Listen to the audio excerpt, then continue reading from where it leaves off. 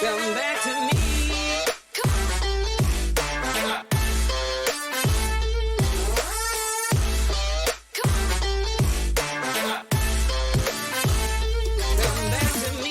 Écoutez, on est ravis de se retrouver tous pour ce space.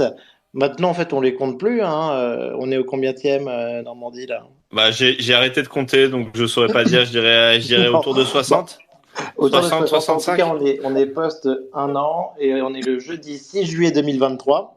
Et on est ravis de faire ce space avec toute la team, avec Normandie, Eve, Devac. Samy et Farok ne sont pas parmi nous ce soir et ça, on est un petit peu triste. Il y a Pauline aussi qui fait partie de notre team, qui est là, donc on est super content. On est ravis de recevoir Wagmi Studio, acteur super important de la scène française dans tout ce qui est la production de projets Web3, super bonne vibe. Ils font des posts incroyables aussi sur LinkedIn, des super beaux projets. Et on avait vachement envie de les recevoir pour un peu sentir le marché, voir un peu les gros projets du moment. Et donc, merci beaucoup, Jean-Nicolas, d'être parmi nous. Et donc, les amis, qu'est-ce qui se passe? Peut-être qu'on peut démarrer tout de suite avec le marché un petit peu, en attendant, en laissant un peu les gens venir, mais on a un marché crypto qui tient bien, Guillaume, il me semble. Ouais, bah alors j'allais te dire que sur les marchés traditionnels, il se passait rien et que c'était à peu près unchanged sur la semaine, mais là, ça commence un petit peu à s'agiter. Là, il y a eu des chiffres sur comment dire, l'emploi aux États-Unis. En tout cas, pas les fameux non-farm payroll, mais une partie, en tout cas, des chiffres des emplois privés qui étaient plus hauts qu'attendus. Et du coup, le marché s'excite un petit peu. Là, t'as tous les indices boursiers qui sont un peu cassés la figure aujourd'hui, là. Notamment en Europe, là, on a pris du moins 3%, donc ça pique un petit peu. Bon, après, sur les dernières sessions, c'était plutôt Ouais. en hausse régulièrement, donc rien de dramatique, mais un petit point d'inflexion. Et puis sur la crypto, on a eu Larry Fink, qui est le CEO de BlackRock, là, qui a fait une petite intervention télévisée, qui a reparlé du fameux ETF Bitcoin, en tout cas, il a dit deux trois choses sur le fait que les gens voulaient avoir accès à ce type d'asset, que c'était quelque chose qui Ouais. était important pour d'avoir comme offre au sein de BlackRock. Donc on rappelle, hein, le plus gros asset manager au monde. Je sais même plus. Enfin, quand tu prends les chiffres, ça a donné le tournis. Hein, ça se compte en trillions. Je sais plus combien c'est, mais c'est beaucoup. Je crois qu'il y a 4 millions ou un truc comme ça. Combien? 4, je crois. Ouais, ok, possible, mais en tout cas, je saurais pas te dire parce que quand tu pars dans la stratosphère, après, tout T'as devient dit un peu combien? flou. T'as dit combien, Yvan Trillon? 4. Allez, comme ça, en gros. Mais non, je crois que j'avais Mais- non, c'est vrai. Eve, elle est vraiment, tu vois, elle est au taquet, hein. Genre, elle a le pulse, elle connaît la market cap de toutes les cryptos, elle connaît la taille en C'est AUM de quoi? tous les asset Je vais aller managers de la vérifier. planète. Que Je le vais aller marché vérifier. est Je d'accord. vais vérifier. Demande à ChatGPT, Nico. Maintenant que je sais que tu es l'oracle côté IA, je pense que tu peux nous trouver cette info. Euh, Ouais. mais Écoute, c'était pas si loin que ça. Après, c'est des grands nombres, hein, mais c'est neuf en fait.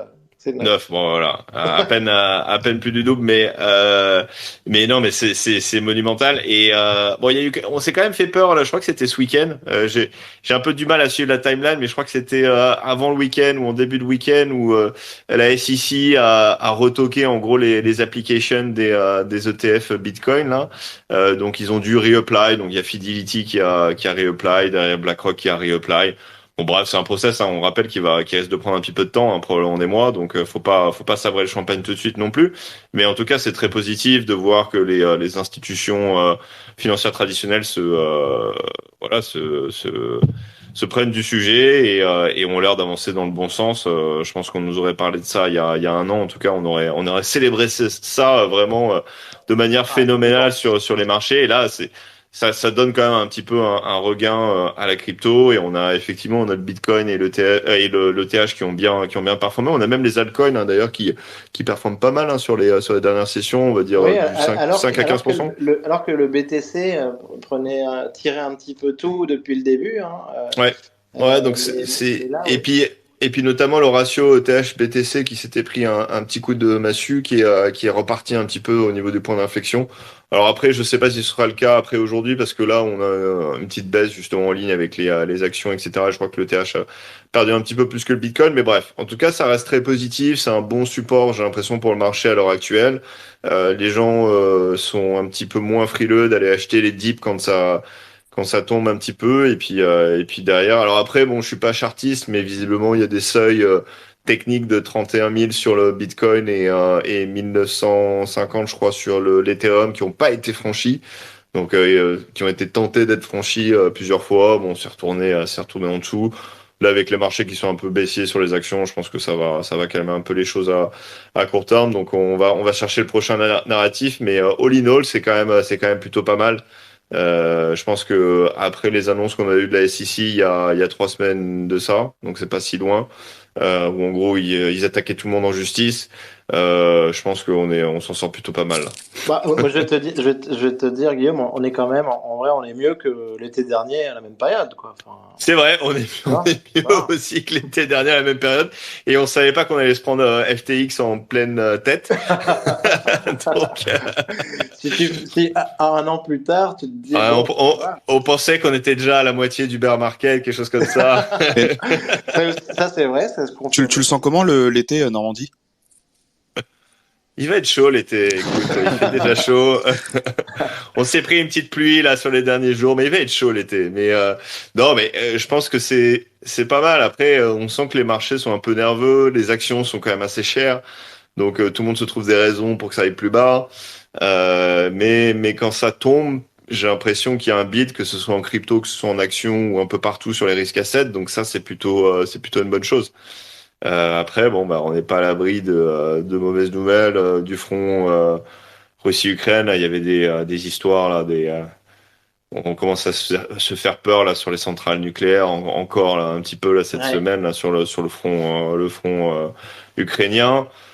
Bon, bah, t'es jamais à l'abri de ce type d'événement, mais de manière générale, en tout cas, Mais ce on est qu'on quand même disait, mieux. Normandie, c'était quand même, on avait peur d'une méga récession et tout ça, en fait, Bah, qui nous en fait fait, plonger. Et là, en ce moment, on a l'impression qu'on va peut-être l'esquiver.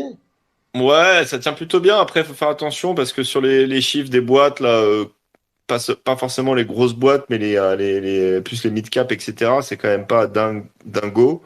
Ouais. Donc, bon, on sent quand même dans les performances des boîtes, ça commence un petit peu à s'effriter. Il y a quelques profit warning à droite à gauche. Donc, je pense que la saison des reporting là, des boîtes là, qui arrivent bientôt va être assez clé là-dessus. Après, effectivement, on a l'air d'échapper à la récession pour le moment. Et puis, j'ai envie de te dire, même si on y va, c'est moins grave qu'il y a, on va dire, 6 mois ou un an, parce qu'en fait, on l'a acté presque cette récession en partie. Donc, ce sera moins une surprise. Donc, est-ce que les marchés aiment pas, c'est d'être surpris. Là, il y a une partie du marché qui est dans le camp, on va aller en récession, l'autre qui dit on n'y va pas. Donc, au moins, tout le monde n'est pas dans le même panier. Donc, si ça se passe, je pense que on va pas non plus complètement à la cave, quoi. Et puis, les taux, maintenant, c'est acté qu'ils vont être plus hauts, plus longtemps. Même s'il y a quand même beaucoup d'espoir que la Fed rebaisse les taux à moyen terme de la part d'une partie du marché, mais en tout cas, on a un petit peu plus de visibilité, même si on y voit quand même pas très clair, hein, toujours. Après, non, mais après c'est aussi sur notre audience, sur le nombre de participants sur chaque épisode. Et la question, et je vous propose de passer un petit peu là-dessus, c'est est-ce que les NFT vont repartir et quand? Alors, Et donc, bah, Ah non, non, parce qu'on a quand même, ça a été quand même alors, compliqué. Quand on est sur le floor du Bored Ape depuis quelques semaines, ça a été quand même ouais, très compliqué. Et défini. on parlait, alors que tu n'étais pas là, Normandie, la semaine dernière, on était dans l'affaire Azuki, c'était difficile aussi, quoi. Ouais, bah défini les NFT, j'ai envie de te dire, mais si tu parles du marché des PFP, je crois qu'il y a un chiffre qui tournait, il y a 1,5 milliard de de pertes sur tout le marché PFP en l'espace d'une semaine Ça, c'est quand même colossal. En effet, ce qui a chiffre, été tu me l'as qui a montré été tout à l'heure, c'est effacé. dingue. Ça, c'est dingue. Ouais. Donc après, bon, c'est dur à calculer, c'est pas un actif liquide, donc ça veut pas dire grand-chose, Mais en tout cas, sur le papier, il y avait des gens effectivement qui avaient des bags un peu plus gros la semaine dernière que maintenant. Et effectivement, je pense qu'Azuki c'était un petit peu l'étincelle de ce move-là. Je pense que le marché, ça faisait un moment que le marché avait du mal à trouver une direction, que sur le côté PFP, on savait pas trop où on allait, quelles étaient un peu les prochaines étapes. On sentait que dans les gros écosystèmes comme Yuga Labs, il y avait déjà la dilution qui commençait à peser un petit peu sur le prix des PFP initiales, parce que bah effectivement, quand tu as des Vessels, qu'est-ce qu'ils ont maintenant là, enfin, des Kennel, Heavy Metal. Ouais. Heavy Metal. Heavy Metal, voilà, etc. On est un Pardon, peu, on est un peu perdu. j'oublie un peu tous les noms, mais bon, en Ouais. fait, tu vois, quand il faut investir dans tout ça en même temps et garder la liquidité dans chacune des collections, c'est pas évident.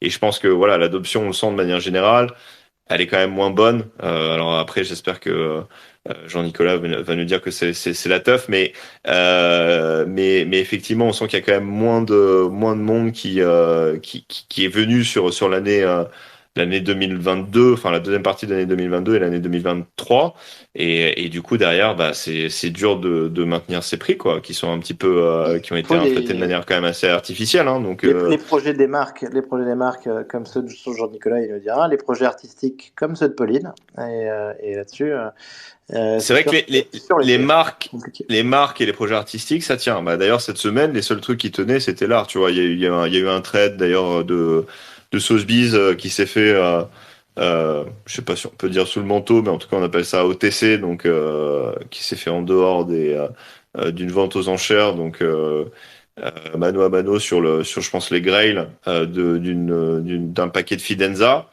Donc il y a des gens qui sont là qui achètent. Il y a eu, on les a vus tourner, hein, les Lost Robbies. On avait parlé déjà avant, donc de Robbie Barat, qui est, je crois, le premier artiste IA sur NFT.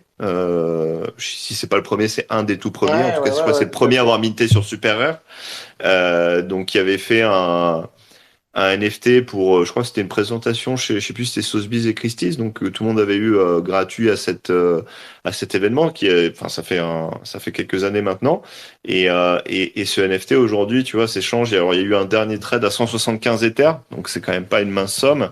Non, Et il y avait eu, je crois, il y a une semaine et demie, un autre trade par la même personne à 300 Ethers. Donc alors je sais pas quelle est la différence d'ailleurs entre les différents Lost Robbies, mais après, c'est peut-être parce que le marché est pas très liquide, donc c'était peut-être un package, je sais pas exactement, mais sur ce côté-là, il y a encore de la liquidité. Et puis on l'a vu quand même la vente de Sotheby's le Grail, l'épisode 2 là, Grail qui s'est quand même super bien passé avec la gousse qui a été vendue à plus de 5 millions. Euh, Ce qui était important de noter, ou en tout cas ce qui revenait du feedback, c'est qu'il y avait quand même des collectionneurs plus traditionnels qui s'étaient positionnés sur certains des NFT et qui en ont acheté certains. Donc ça, bah, ça veut dire les ultra riches, hein, ça veut dire les gens qu'on essaye de capter un petit peu depuis le début. Donc bon, c'est pas sur tous les pans du marché, hein, c'est très spécifique, c'est surtout, j'ai l'impression, art génératif et le top end, mais et peut-être Aria aussi, mais les Lost Robbies, je sais pas vous, mais moi, en tout cas au niveau, au niveau artistique, ah, bah, mais c'est tout le principe de l'œuvre. Hein. Mais oui, bah là, c'est effectivement, et d'ailleurs, c'est marrant que tu dur, dis ça. C'est marrant que tu dis ça parce qu'il y a eu un tas, je pense que tu l'as vu, c'est peut-être pour ça que tu dis ça, mais il y a eu un tas de commentaires d'artistes qui étaient un petit peu, enfin, voilà, le marché il est dur en ce moment, qui étaient frustrés, qui sont un peu attaqués au poste, tu sais, ça passe là, sur le super rare bot.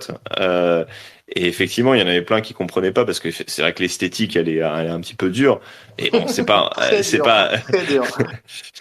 Je crois que c'est Portrait d'une femme nue, je crois le titre ou quelque chose qui ressemble à ça.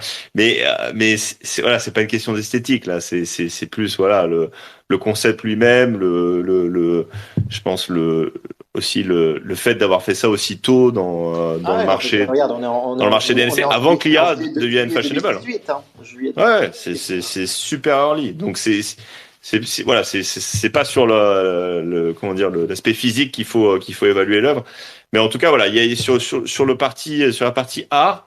D'ailleurs, Agoria a vendu encore un 101 à 5 Ethers, qui a été sur le Proof Daily Countdown de Punk 9059. Donc tu vois, l'art n'est clairement pas mort et j'attends toujours ton sweep, Nico, sur Componer et je pense que tu vas t'en mordre les doigts si tu le fais pas. Mais chaque semaine, vous me faites un énorme FOMO sur Agoria. Chaque semaine. Il va rentrer quand le floor price des compounds, il va être un Ether, je vous l'ai dit, les gars. Oui, c'est vrai. C'est vrai on avait dit, c'était un Ether pour Nico ou c'était pour Nico, Farok? J'ai dit. Non, c'est 0.1 pour Nico, je crois. Non, c'était Samy, je crois. Ah, d'accord. Ah non, Samy, enfin, il en a un, mais. Samy, bon. Samy, il en a un et puis de temps en temps, il le vend et il le rachète, tu vois. Il fait du in and out comme ça, tu vois, genre il se fait peur. Coach, moi, j'en prendrai un après le combat de MMA entre Mark Zuckerberg et Elon Musk. Voilà. Mais donc voilà. Donc, Si Elon Musk gagne. pour revenir à notre sujet, l'art, ça va, mais c'est les PFP aujourd'hui où il y a un vrai problème, je pense, de business model et puis de valeur pour les holders. Parce que je pense que l'épisode Azuki, ce que ça a révélé, c'est qu'il y avait une équipe qui était peut-être pas aussi parfaite que ce qu'on pensait, qui avait peut-être pas les clés autant qu'on pensait. Enfin, les mecs, ils marchaient sur l'eau avant l'événement à Las Vegas et ils marchaient encore sur l'eau pendant l'événement de Las Vegas et puis ils ont rushé leur mint. Ils ont squeezé 40 millions auprès de leur communauté spécifiquement parce que finalement tu n'avais même pas l'opportunité d'aller minter si tu n'étais pas dedans vu la façon dont ils avaient organisé le mint et puis derrière bah tout le monde se retrouve avec une énorme perte dans leurs mains parce que les mecs ont mal maîtrisé leur truc et ils ont rushé leur collection et clairement ça n'a pas été bien reçu et en fait je pense que c'est le mythe qui s'est effondré d'un coup. Après, bon, c'est un peu rebondi. Je pense qu'on verra ce que ça donne au final parce qu'il y a une communauté qui a l'air assez motivée derrière et qui a l'air d'avoir quand même des liquidités, même si ils se sont fait cramer 40 millions. Mais c'est sûr que tout d'un coup, tout le monde se dit, d'accord, ouais, moi aussi j'ai des PFP. Qu'est-ce que je vais en obtenir? À quoi ça va me servir? Et quel retour? Voilà, comment on va retourner de la valeur à moi directement et pas juste au projet lui-même et au founder du projet, quoi. Et je pense que c'est ça qui est un petit peu en train de Et c'est pour ça qu'on voit d'ailleurs d'autres collections qui, bon, tout le monde a souffert, hein, faut pas se voiler la face, mais il y a d'autres choses qui ont moins souffert que d'autres. Tu vois, les Pudgy Penguins, par exemple, où Lucanes n'a pas fait un seul mint, je crois, payant depuis qu'il a racheté le projet, hein, donc c'est quand même assez impressionnant. Bah, ça a pas trop baissé. Les D-Gods aussi, ça tient bien. Bon, il y a la saison 3 je crois, ça c'est peut-être Eve plus la spécialiste, mais qui se profile, donc il y a peut-être un peu de ça aussi, mais voilà, et les Reg Guys, je crois, ont même limite un petit peu monté sur, On a combien sur la Reg Guy? C'est un bon je indice. sais pas, 55? Mais moi, j'ai trouvé un travail à temps plein chez Red Guy, les gars. Je fais des Oh, mèmes. sérieux? Non, mais c'est une blague. Bah alors Mais en fait, ils ont un. Chez Red Guy, je sais pas si vous savez, quand t'es holder, en fait, si tu fais des mèmes, celui qui a le plus de votes dans la journée, tu peux gagner 100 balles. Et c'est en fait tous les jours. Et C'est vrai que je t'ai vu mais beaucoup sur les derniers, là. J'en ai vu un passer dans mon feed Twitter. Et attends, et à chaque fois que j'en vois un, c'est que tu gagnes 100 balles?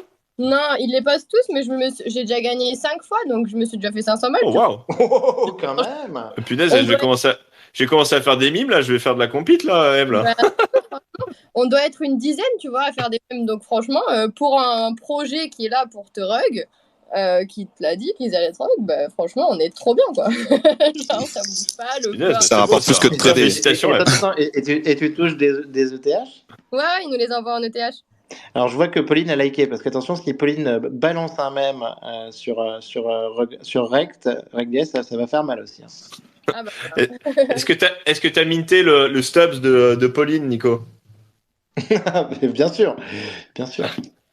Non, mais clairement, bah super. Bah écoute, Eve, tu vois, il y a effectivement des projets qui retournent de la valeur à leur holder, donc c'est beau de voir C'est Reg Guy. super intéressant. En tout cas, c'est des trucs sympas dans le marché et qui continuent un petit peu on voit qu'il y a des holders fidèles, ça fonctionne, c'est cool. Ouais. Non, et je pense que les Reg Guy, plus que les 500 balles que Eve a gagné, je pense pas que c'est pour ça que le floor tient si bien, mais c'est plus les vibes de la communauté, le mime lui-même aussi, la raison pour laquelle, enfin, tu vois, genre, ça a aussi bien marché. Avec tes 500 balles, tu t'en es repris un ou pas?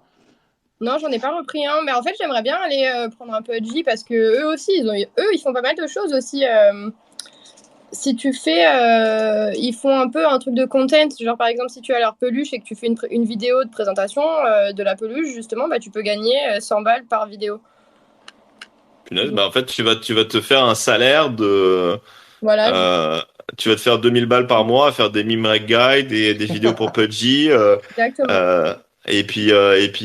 On espère un jour des rugs qui vont pleuvoir et qui vont skyrocketer, quoi. C'est ça. Et des bracelets rug radio, en même temps des friendship bracelets, et on est bon, quoi. Punaise, magnifique. Bah écoute, c'est beau d'entendre. En tout cas, en attendant, voilà, le marché des PFP, il est quand même un petit peu, il est un petit peu dans le dur. Il y a même les captains, d'ailleurs, je sais pas si vous avez vu, qui sont un peu fait atomiser sur le reveal de leur du dollar. En fait, tout simplement, ils essaient de faire des espèces de smart PFP où tu as des traits que tu peux customiser, etc. Et bah, je sais pas, les gens ont pas super bien accroché. Je pense que c'était un petit peu aussi en même temps que la FUD Azuki, donc c'était peut-être pas le meilleur timing. Mais du coup, les Captains ont pris un petit coup sur la tête, même si derrière ils ont bien rebondi. Bah, Yuga Labs, tu le disais, Nico, hein, les board Après apes Captains, Ouais. Captains, tout le monde attend aussi le token, donc je pense que ça tient aussi par rapport à ça. il y a ça. Ouais. Bien sûr, bien sûr. On sent que Devac est déjà prêt à farmer le meme token. J'ai raté le PP, mais pas celui-là. Il est dans les starting blocks. Il a fait toutes les raffles possibles et imaginables pour avoir son meme airdrop. T'as des capteurs ou des potatoes? Non. Ça, on peut faire. Ça, faut faire. Ça, les gars, on n'a pas encore commencé ça, mais il va falloir commencer à faire ces shorts en sonore. Je répète ce qu'a dit Devac là. J'ai raté le PP, mais pas celui-là. Je vais m'en occuper.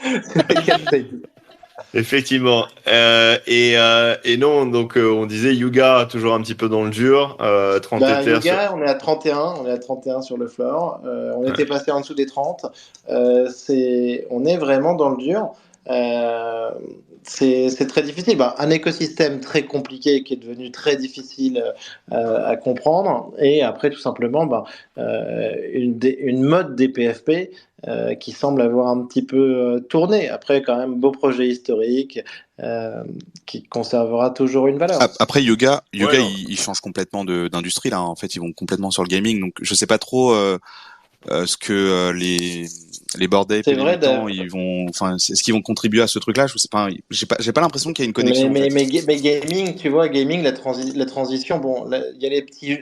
Le gaming, je suis tout à fait d'accord, mais tu vois, après, il y a du jeu casual qui est rapide à mettre en place, mais qui est pas incroyable. Et après, Otherside, quand même, c'est long, quoi. Ça, mais on le savait, on l'a su assez tôt que c'était un projet pharaonique sur plusieurs années, mais il faut être vraiment patient, quoi. Leur jeu, la Forge, quelqu'un a testé ou pas? Non. Non. Non. Non, moi, je fais- Bon bah voilà, je pense que la messe est dite, quoi. C'est on est l'audience NFT, mais on n'est pas l'audience gaming, donc effectivement l'overlap est peut-être un peu lointain pour nous. Après, je pense qu'il y a quand même pas mal de gens qui jouent un petit peu sur les deux tableaux, mais c'est sûr que ça s'éloigne un petit peu du méta un peu de l'origine et puis de la PFP Bored Ape quand elle était lancée. Après, je pense qu'il y a une partie de la communauté qui a suivi. Et puis ça marchait super bien jusque-là, donc ça reste quand même 30 Ethers, ça reste un tour de force, hein, même si c'est painful à voir, quoi.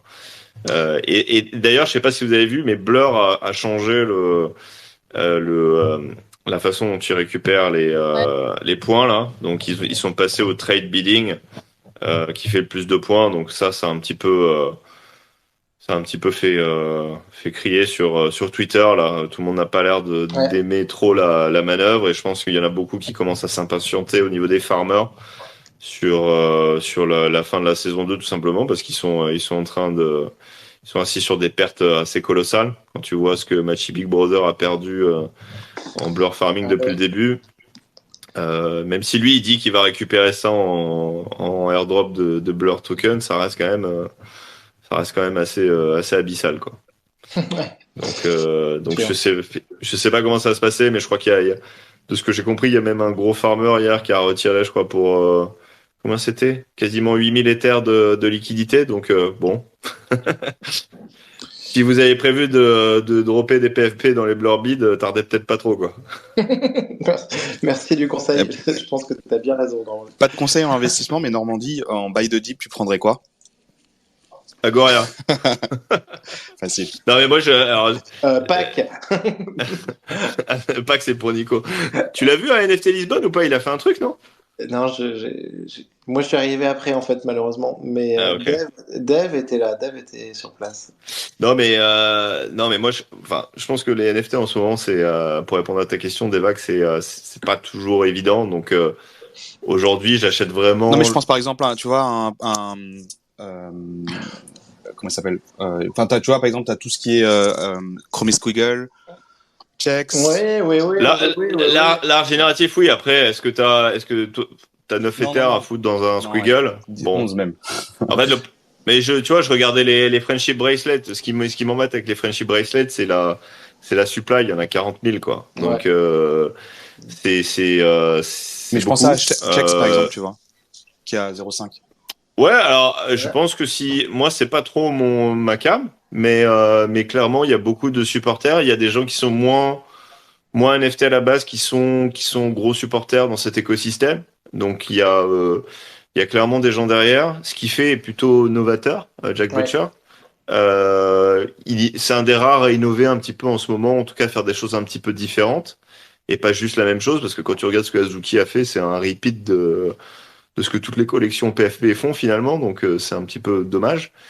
Ouais, pourquoi pas. Après, de mémoire, c'est pas donné non plus, hein, les checks. C'est 0.5, 0.6, Ouais. non? Je crois qu'ils sont entre 0,5. 0,5 et 0,7, mais je pense que ça dépend de ce que tu as prévu de faire. Si tu veux acheter une NFT pour la garder ou si tu veux vraiment penser à la flipper dès que ça va repartir. Non, en vrai. De toute façon, je pense que aujourd'hui, tout ce que tu achètes, faut être prêt à le garder un an en plus, hein. Parce que moi, c'est comme ça que je réfléchis maintenant. Je raisonne plus en dollars qu'en Ether déjà. Et puis je me dis si le prix est déconnant, même par rapport à des objets d'art physique que toi tu voudrais acheter, bah tu t'y réfléchis à 2 fois, quoi. Mais Je pense que c'est plus rentable de faire des contests même que de flipper en ce moment. je pense aussi, oui. Alors, Ça vaut le coup.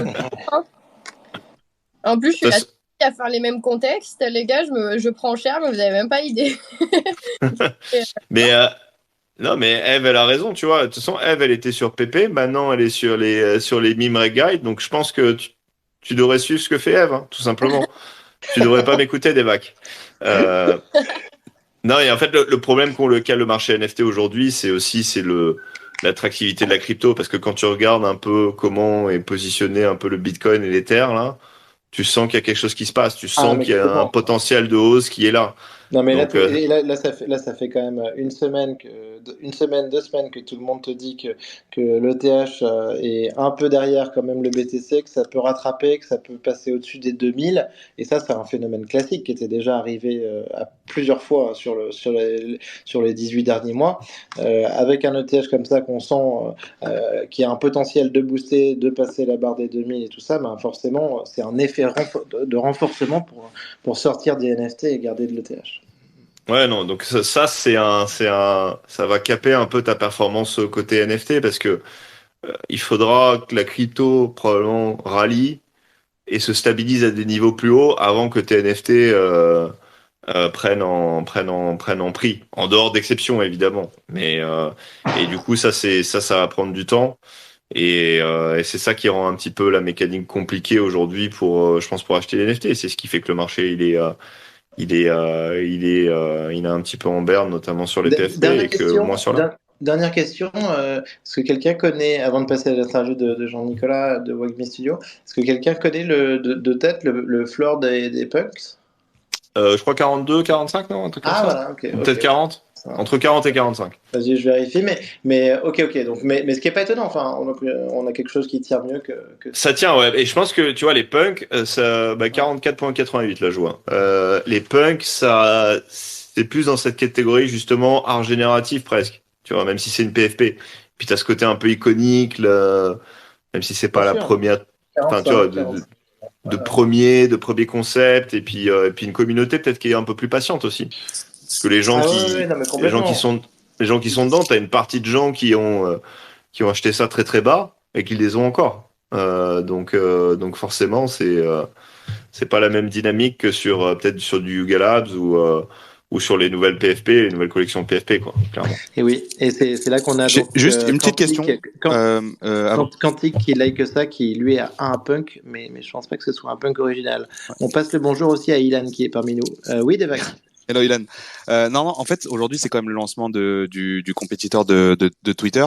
Et je me dis, est-ce que ça peut pas potentiellement relancer ou lancer les NFT, parce que quand même, on pourrait penser que il y a quand même toute la communauté Twitter qui va peut-être aussi tester cette app. Il est fort, Devac, hein. Il essaie de nous booster là. Il est fort. Il est très très fort. Non, mais c'est vrai. Enfin, nous en Europe, on peut pas l'utiliser.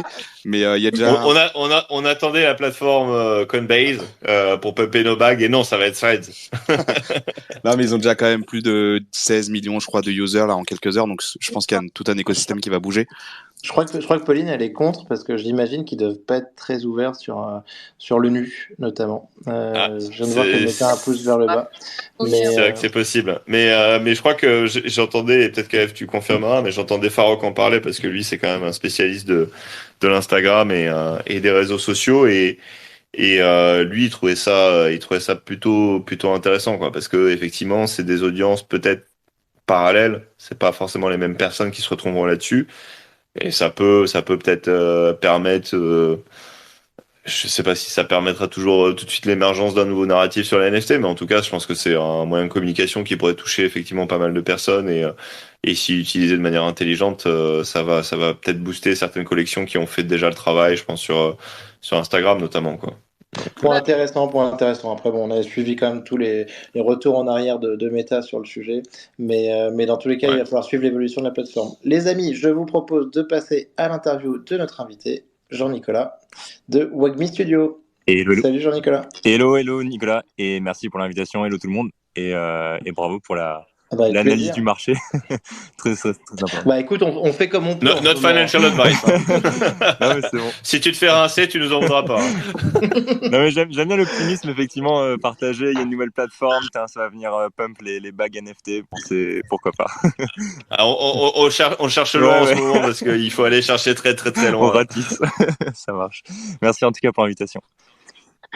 Avec plaisir. Non, ça faisait longtemps qu'on voulait te recevoir Wagmi Studio à travers toi, parce que vous êtes un acteur de la scène française NFT Web3, duquel on est proche, qu'on aime beaucoup. Je trouve que vous faites plein de projets super sympas.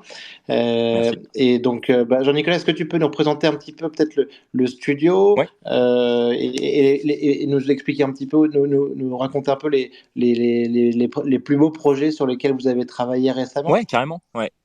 Écoute, cool. Wagmi Studio, on a créé ça avec mes 3 autres associés fin 2021. On a commencé un peu en mode, on va dire, un peu dégène, etc. On a fait le projet de Sofiane Pamar à l'époque. Et puis, on a rapidement, on va dire, je sais pas, compris, ou en tout cas shifté sur un marché plutôt corpo, avec un positionnement pour builder des projets Web3 avec des grands groupes, tout simplement, français, parce que bon, comme on est français, qu'on est à Paris, ça aide, en tout cas c'est plus facile, et voilà. Et donc on a fait rapidement, alors nous on a plusieurs focus chez Wagmi Studio, évidemment, comme beaucoup de personnes, c'est de la formation et de la culturation, c'est-à-dire que lorsqu'on entre dans un grand groupe, il faut déjà s'assurer qu'on parle à peu près le même langage. Donc là-dessus, on fait pas mal de formations. Et puis ensuite, on fait une deuxième phase qui est ce qu'on appellerait une phase un peu d'audit, pour aller conseiller une boîte pour faire un move dans le Web3. On va vraiment tout simplement auditer les ressources, que ce soit des ressources même financières ou des ressources en termes d'image de marque, de communauté, de produits ou de services. Et puis, une fois qu'on a dessiné cette roadmap, une fois qu'on a fait cet audit, on passe à l'exécution du projet. Et donc, jusqu'à maintenant, ça a été... Mais Jean-Nicolas, je te coupe, mais parce que justement, c'est quelque chose que j'avais vu chez vous et que je trouvais intéressant. C'était un petit peu aussi dire qu'une boîte à la base, dans l'euphorie et le FOMO il y a un an, que cette boîte n'avait pas forcément besoin de recruter tout de suite une équipe Web3, mais qu'elle pouvait peut-être d'abord commencer par faire appel à des partenaires comme vous pour mesurer le besoin et faire le job. Ouais, c'est exactement ça. Ouais. Parce qu'en fait, alors tout dépend de la typologie du projet, on va dire Web3 qu'on souhaite lancer avec le groupe. Mais effectivement, il y a maintenant de plus en plus de boîtes, notamment Pernod Ricard, qui recherchent, ou je crois que c'était Louboutin il y a pas longtemps, qui cherche alors, on est vraiment en face un peu alternant, mais qui recherche des personnes effectivement qui vont être focus sur la partie Web3. Mais à l'époque, on va dire, à l'époque c'était il y a un an, même un peu moins, il y avait beaucoup de groupes qui externalisaient ça et qui continuent d'ailleurs de le faire aujourd'hui. Donc c'est pour ça que, on a une activité qui marche bien. Bien sûr. Et nous, on a le focus à la fois tech et très récemment avec, je vois qu'il y a JR en plus dans le space, une partie plus sur la communication. Avec une agence qui s'appelle Opium et dont voilà, qu'on vient de créer. On va l'annoncer. On l'a commencé un peu à annoncer de manière officieuse, mais ça va être vraiment de manière plus officielle dans pas longtemps. Et en fait, comme ça, on peut accompagner en fait une boîte sur vraiment toutes les thématiques autour du projet Web3. Et donc, excellent. Et donc, une agence de communication tournée Web3. Ouais, c'est ça. C'est exactement ça, avec vraiment une connaissance du marché Web3, enfin, ce qu'on appelle Web3, plutôt sur les NFT d'ailleurs, mais on fait aussi lancement de tokens. Et nous, avec la partie Wildme Studio, c'est vraiment sur le conseil aussi, sur la partie technique et puis et la roadmap. En fait, on peut économiser beaucoup. Enfin, c'est assez rigolo parce qu'avec les grands groupes, il y a beaucoup de boîtes qui veulent faire des choses compliquées, etc. Alors qu'au final, on peut vraiment faire des choses simples et tester un marché avec assez peu de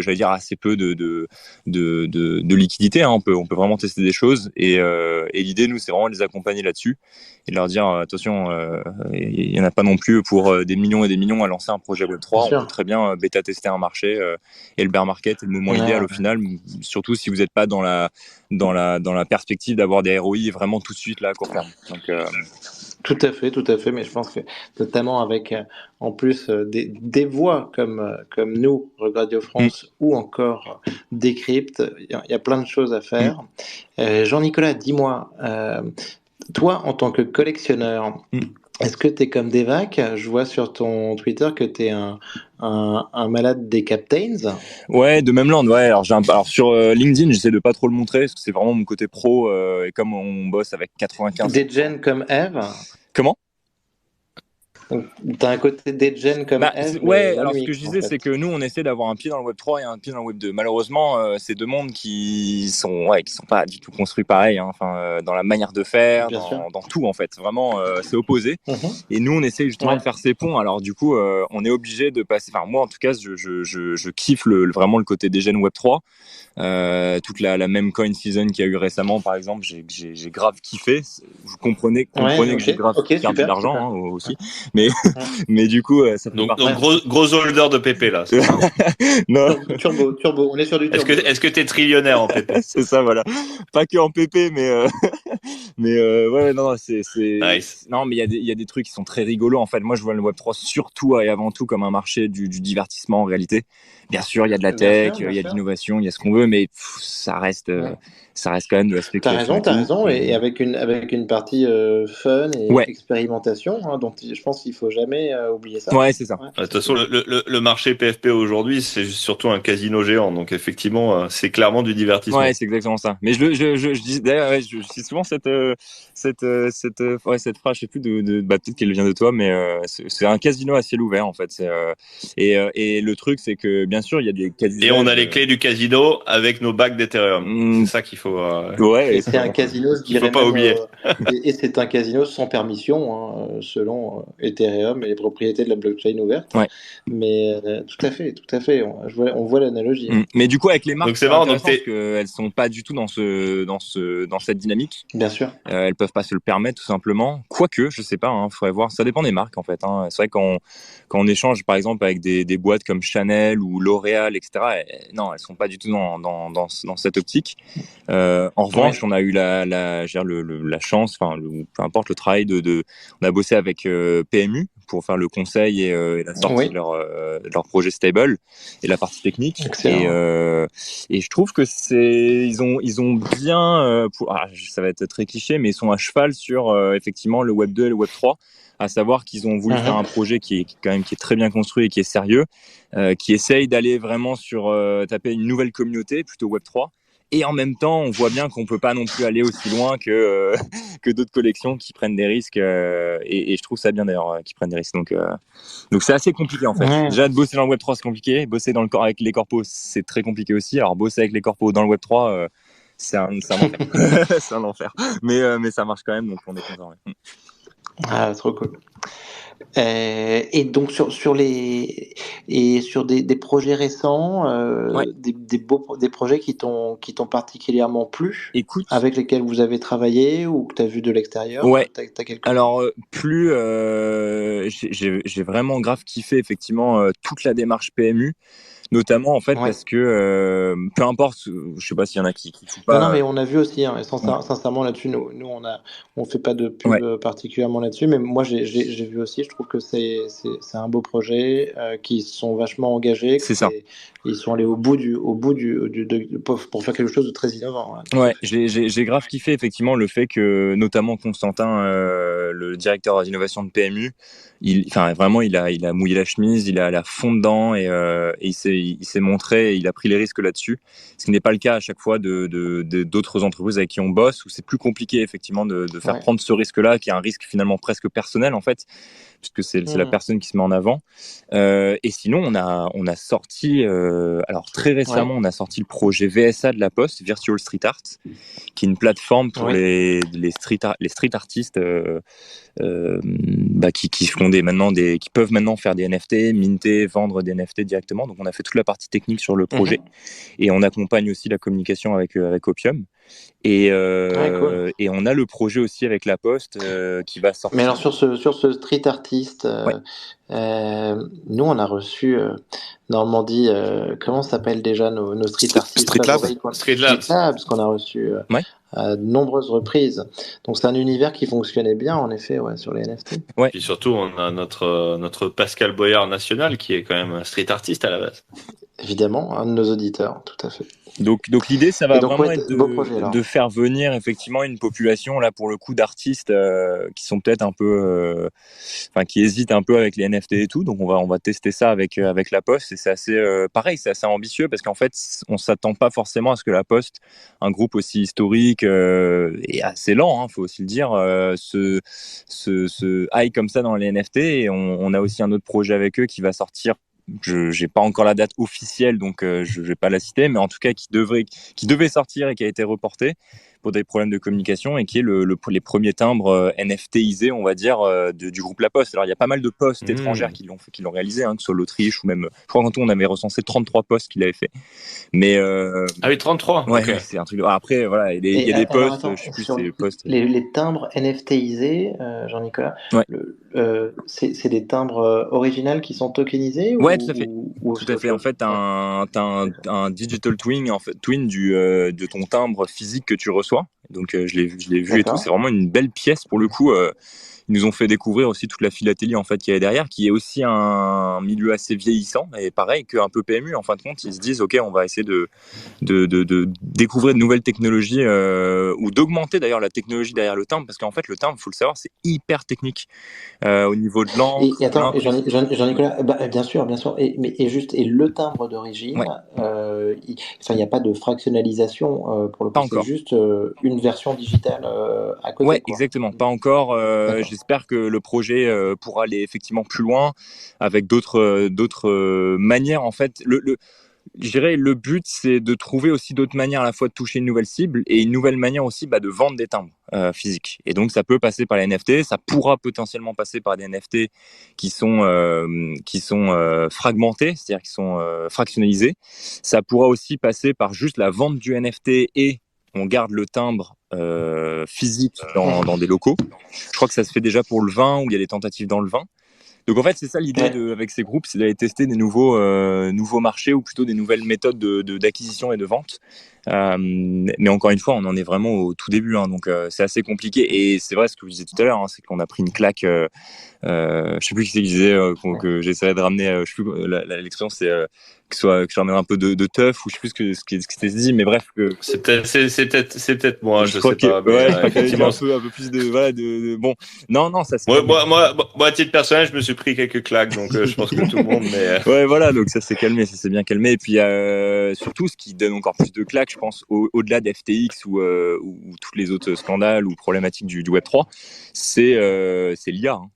L'IA, ça a mis une claque dans les directeurs inno. Ça c'est. Ouais. Là, j'arrête de parler. Je laisse l'oracle enchaîner. Non, mais voilà, je veux pas amener ce sujet, mais je dis juste que, en fait, on trouve aussi des raisons dans l'écosystème Web 3, mais il n'y a pas que l'écosystème Web 3. Il y a aussi le contexte, hein, le fait qu'aujourd'hui, quand on voit des titres, je sais plus si c'était PwC ou un truc comme ça qui investit, je sais plus, il y avait ou une banque, je sais plus, qui a investi plus d'1 milliard ou je sais plus combien dans l'IA pour clairement, c'est pas dit comme ça, mais pour optimiser et potentiellement virer pas mal de personnes à terme, c'est vrai qu'on voit beaucoup plus tout de suite le cas d'usage que le NFT, quoi. Clairement, qu'on se le dise. Alors, il y a un peu un changement de mode, ouais. Ce qu'on regrette un petit peu aussi, c'est... Enfin, alors, il y a eu quelques projets IA NFT, notamment via la plateforme Braindrops, hein, qui a fait un travail extraordinaire de curation. Après, il y a aussi quelques tokens, quelques cryptos sur l'IA, mais pas énormément, au final, pas tant que ça, qui ont été des projets très sérieux, notamment pour des trucs qu'on aurait pu imaginer comme un peu la traçabilité du contenu généré par l'IA grâce à la cryptographie. Pour l'instant, c'est des choses qu'on n'a pas encore vues énormément, mais c'est sûr que l'IA prend beaucoup de place dans les médias et en tant que sujet à la mode. Ouais, tout à fait.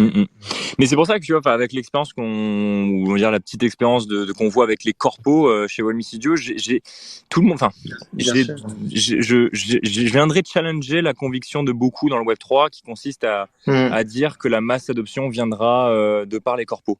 Je sais pas. Vraiment, là-dessus, j'ai un doute. Tu sais, les convictions se forment et se forgent au fil de l'eau. Et là, je suis j'étais comme ça. Hein, je pensais aussi la même chose. Oui, c'est évident que des groupes comme La Poste, des groupes comme peu importe, Pernod Ricard qu'on a accompagné aussi, ou plein d'autres, on se dit bon, ils ont quand même la masse, etc. Et au final, je sais pas. J'ai un doute et je pense. T'as l'exemple de Reddit. C'était un peu la question que j'allais te poser après. C'est dans le sens, est-ce que selon toi, d'après tes sources et ton feeling, est-ce que en fait il y a des projets avec des corpos, des grandes marques qui se construisent et qui sortiront, tu vois, entre septembre et décembre, mais qui sont grosso modo des gros trucs, tu vois, qui n'ont pas encore vu le jour, quoi. Ouais, il y en a clairement de ce que j'ai comme oreille sur le marché, effectivement, en corpo, parce que on échange beaucoup, même avec nos concurrents, on n'a aucun problème avec eux et on est toujours content d'échanger aussi des convictions. Donc il y en aura effectivement dans le sport notamment, et il y aura aussi des projets avec des clubs de foot par exemple où on a vu aussi quelque chose dans la Formule 1 il y a pas longtemps. Je pense que ça va aussi aller plus loin. Et on a aussi beaucoup de projets et on est les premiers aussi à pousser ce type de projet dans les corpos. C'est des projets tout simplement en interne. C'est-à-dire faire des NFT pour les collaborateurs qui permettent, on va dire, d'accroître ou de renforcer l'engagement, la reconnaissance. Tout ça. Comment? Ouais. La marque employeur. Ouais, c'est ça, la marque employeur, etc. Donc, cette année, pas de bonus, mais t'as un NFT. Ouais, c'est ça. C'est ça.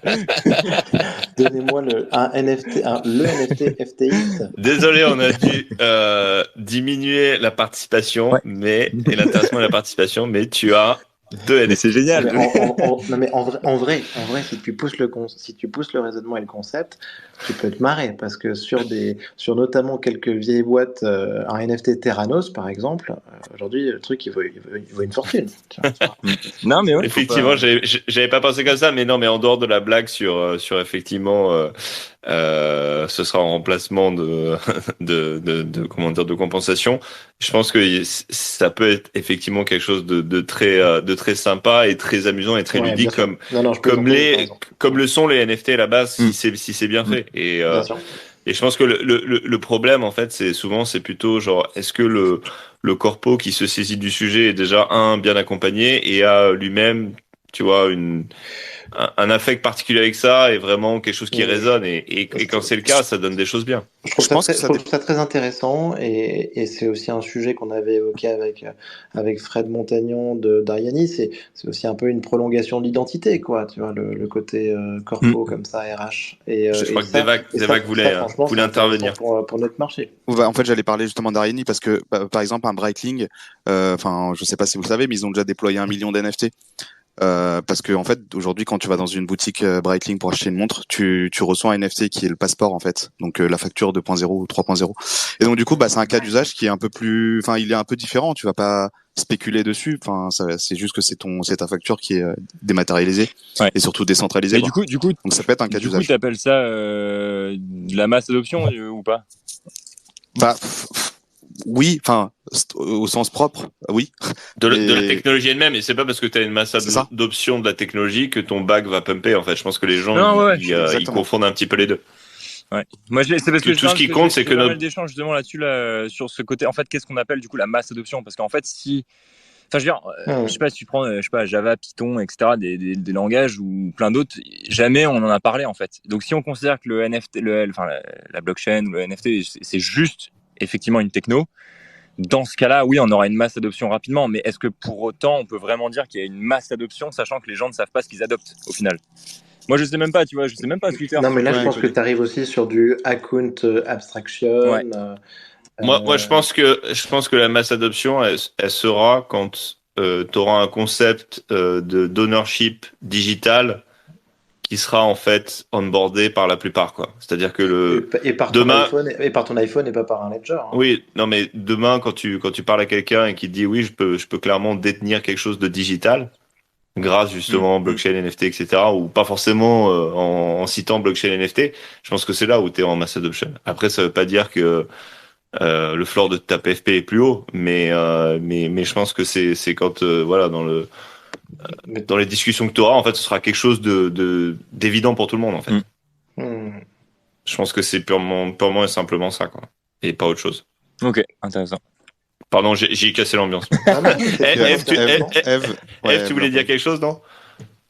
Ouais, j'avais une question justement. Est-ce que ça vous est déjà arrivé, par exemple, une boîte qui fait appel justement à vos services et en faisant l'audit de la boîte, justement, vous trouvez qu'en fait, il n'y a pas vraiment grand-chose à faire justement avec la boîte Ouais, complètement. Ça nous est arrivé pour c'était, je crois, un audit avec Uberzo pour Astérix et Obélix.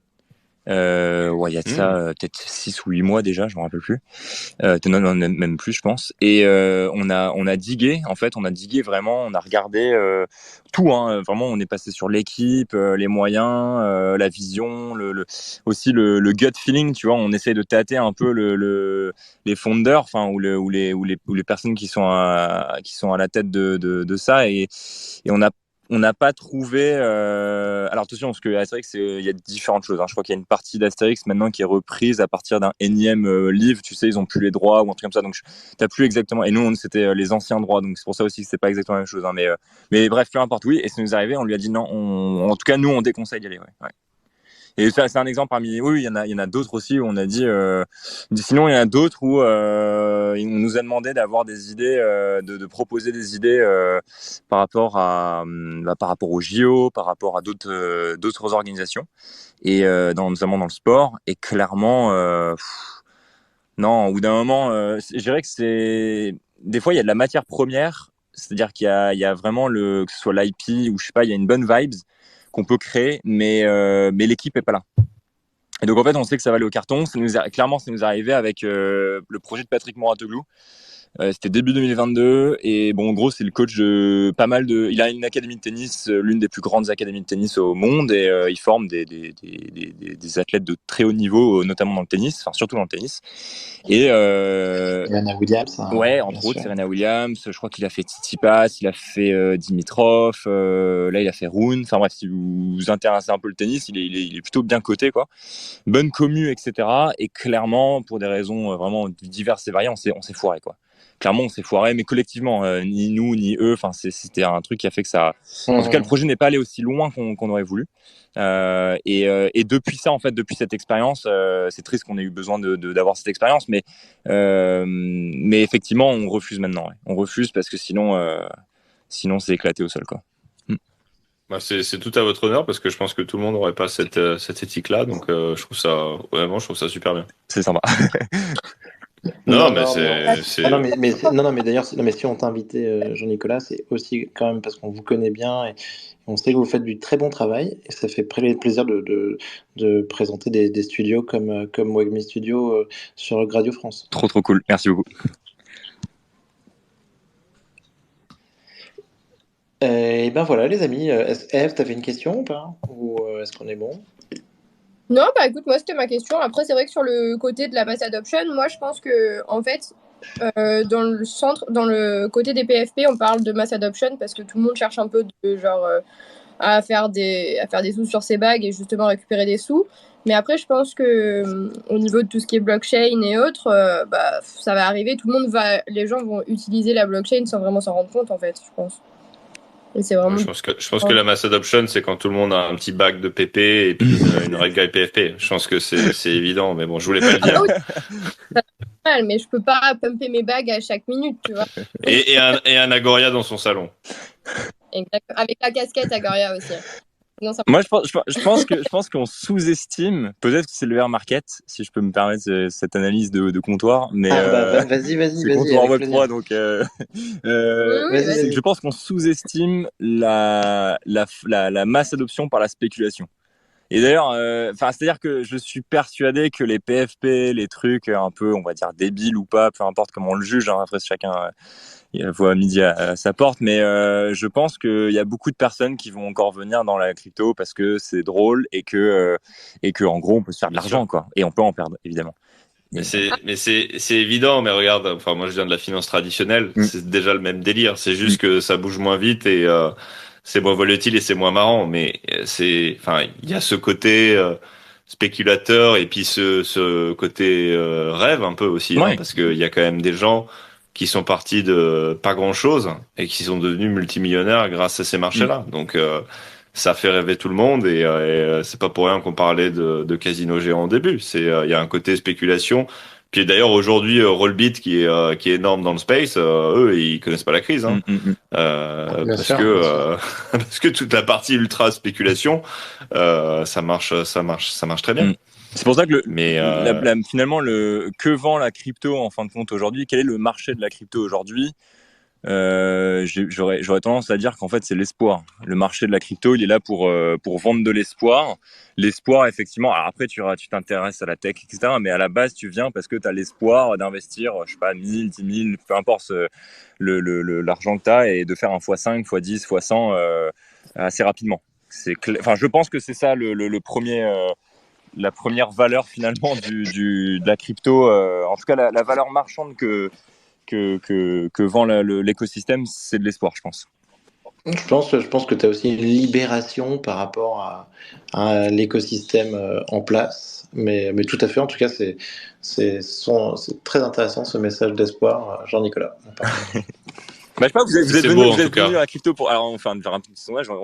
Après, je sais pas à quelle heure vous finissez, mais vous êtes venu pour quelle raison, on va dire, au tout début? C'est une très bonne question. L'ultra spéculation. Okay. Merci de nous retourner un petit peu le miroir. Et moi, personnellement, je suis venu pour la technologie, quoi, tu vois. Ok. Ouais, c'est beau. J'y crois pas une seule seconde, Nico, mais c'est beau. Ok, t'as pas de PP alors, Nico. Non, mais sincèrement, moi c'est vrai. Moi, à la base, j'avais du Bitcoin en 2013. C'est des choses qui m'intéressent. Après, évidemment, j'ai été très intéressé aussi par la spéculation et les PFP. Mais chacun a ses raisons. Nico, il est venu pour la technologie, il est resté pour la spéculation. Non mais c'est intéressant parce que je pense que Normandie, tu vois, a une approche plus artistique que ouais, alors c'est ce que j'allais dire. J'ai un chemin un petit peu inverse je sais pas si c'est inverse de celui de Nico, mais différent. Je suis arrivé beaucoup plus tard et du coup moi je suis venu par la spéculation. je me suis fait rincer et je suis resté pour l'art et puis le côté collection et un peu fun aussi des NFT, quoi. Ok. Mais effectivement, à la base, moi, c'était plutôt, enfin, pas forcément ultra spéculation, mais voilà, il y avait clairement quelque chose qui se passait d'un point de vue financier, donc c'est plus ça qui m'attire au début. Ok. Et les valeurs de la blockchain et la décentralisation, avant tout. Ok. C'est beau des vagues. On va aussi faire un short là-dessus là. On a plein de shorts à faire sur Devac ce soir, c'est génial. Mais ouais, non, moi je suis honnête, moi c'était pour les spéculations et après je suis restée pour le. Génial jugement la phrase. Moi je suis honnête. Et voilà. Non, après j'aime bien aussi la technologie. En fait, je suis rentrée, j'y connaissais absolument rien et j'ai appris à force. Après maintenant j'aime bien, mais c'est vrai que je vais vraiment rentrer pour la spéculation et après le fait d'avoir les communautés et autres, c'est sûr que ça aide à rester. C'est ce que j'allais dire. En fait, il y a quand même des gens cool dans l'écosystème et tu te marres plutôt bien en fait. Et même quand dans le monde pro, tu sens quand même que les gens, ils ont un cerveau déjà. C'est intéressant quand même. Tu vois, tu pousses une technologie qui est pas du tout adoptée sur un terrain Web 2, comme tu disais tout à l'heure, Jean-Nicolas. C'est que, vous réfléchissez au-delà de ce que les entreprises aujourd'hui ont dans leur roadmap. Tu vois. Et franchement, c'est intéressant. Et puis, il faut pas se cacher, les entreprises aujourd'hui, généralement, c'est devenu très très chiant. Donc, quand tu peux un peu mettre les doigts dans le monde un peu crypto NFT, où c'est quand même très haut en couleur, où il se passe plein de choses, où ça fuse dans tous les sens, c'est quand même même si ça explose plutôt dans tous les sens en ce moment. c'est quand même plutôt marrant. Les amis, Jean-Nicolas, tu nous auras fait finir un peu sur un peu de poésie, donc merci beaucoup, et un peu sur des notes de bilan de fin d'année. Mais donc en tout cas, c'était super sympa de t'interviewer, de parler de Wagmi Studio. Merci à vous. Merci à tous. On a passé un très bon moment. Merci à nos auditeurs fidèles. Merci à Pauline, merci à Ivan, à Ilan, pardon. Et on était ravis de Amat aussi et à tout le monde. Et donc c'était un très bel épisode et on vous retrouve la semaine prochaine. À la semaine prochaine. Ouais, c'est la semaine prochaine. Ciao, ciao.